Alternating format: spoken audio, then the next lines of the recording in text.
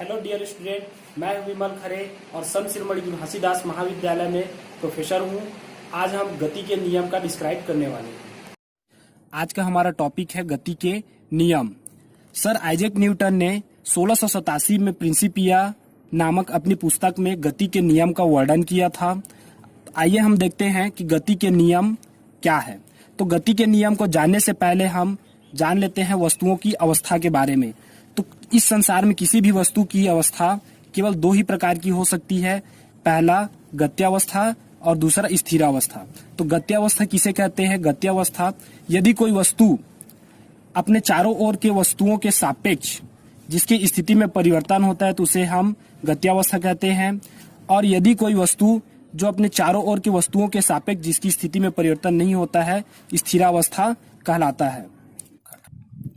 गति का प्रथम नियम, यदि कोई वस्तु स्थिरावस्था में है तो वह स्थिर ही रहेगी। इसी प्रकार यदि कोई वस्तु गतिशील है और एक सीधी रेखा में गतिशील है तो वह गति ही करती रहेगी जब तक उस पर बाह्य बल लगाकर उसकी अवस्था में कोई परिवर्तन न किया जाए।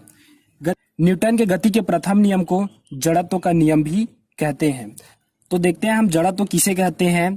जड़त्व किसी वस्तु में निहित वह गुण जिसके कारण वस्तु अपने स्थिति में परिवर्तन का विरोध करता है, जड़त्व कहलाता है। जड़त्व दो प्रकार के होते हैं, पहला विराम का जड़त्व, दूसरा गति का जड़त्व।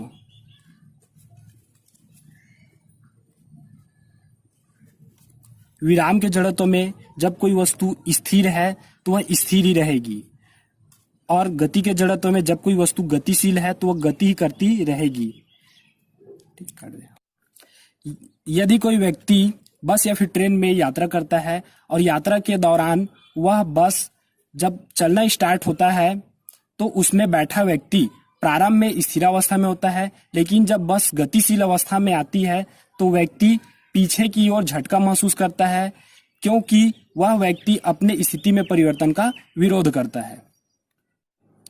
इसी प्रकार यदि कोई व्यक्ति चलती हुई गाड़ी पर बैठा हुआ है और जब गाड़ी अचानक रुक जाती है तो उसमें बैठा यात्री आगे की ओर झुक जाता है। इसमें झुकने का कारण है कि प्रारंभिक अवस्था में व्यक्ति गतिशील होता है और जब बस अचानक से रुक जाती है तो उसमें व्यक्ति अपनी स्थिति में तुरंत परिवर्तन नहीं कर पाता, इसलिए वह आगे की ओर झुक जाता है। इसी प्रकार हम न्यूटन के गति के द्वितीय नियम देखते हैं।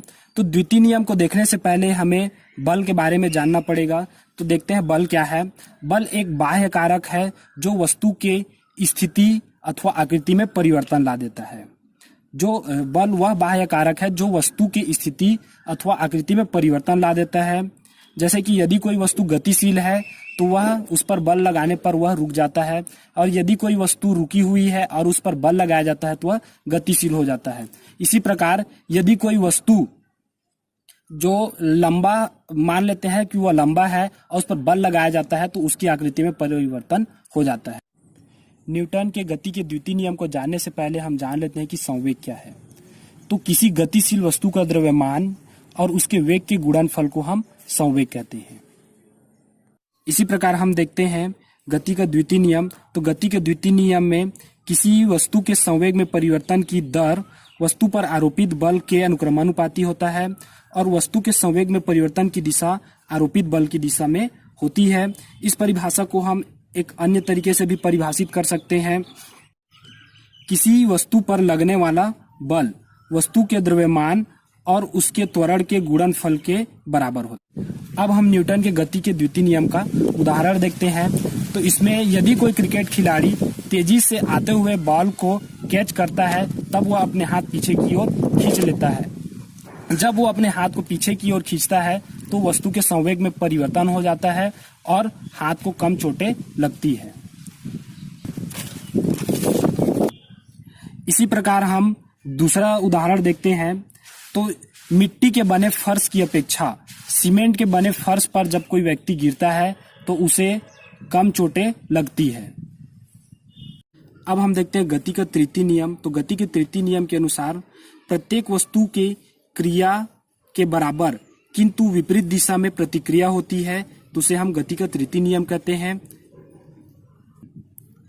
इस नियम को क्रिया प्रतिक्रिया का नियम कहते हैं, या फिर इसी नियम को हम एक्शन और रिएक्शन का नियम भी कहते हैं।